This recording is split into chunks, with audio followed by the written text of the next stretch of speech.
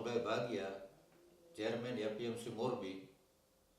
ગુજરાત સરકારે જે 2025-26ના ખરીફ સિઝનમાં કમોસમી વરસાદને કારણે જે ખેતીમાં વ્યાપક નુકસાન થયું છે એના સંદર્ભમાં તાત્કાલિક ભૂપેન્દ્રભાઈની સંવેદનશીલ સરકારે તાત્કાલિક કેબિનેટ બેઠક બોલાવી અને જે સર્વે કરવાનો હતો એ સર્વે વ્યાપક નુકસાની હોવાને કારણે સરપંચ, ઉપસરપંચ, વીસી અને ગ્રામસેવક મારફત કરાવી અને જે ખેડૂતોને નુકસાની ગઈ છે એ બધા જ ખેડૂતોને રાહત પેકેજ આપવાની ભલામણ કરી.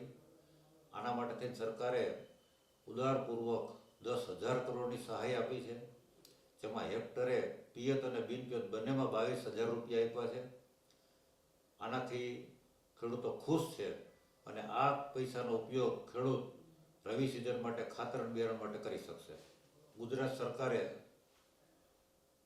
દરેક ખેડૂત ખાતેદાર દીઠ 125 મણ મગફળી ટેકાના ભાવે ખરીદવાનું નક્કી કર્યું.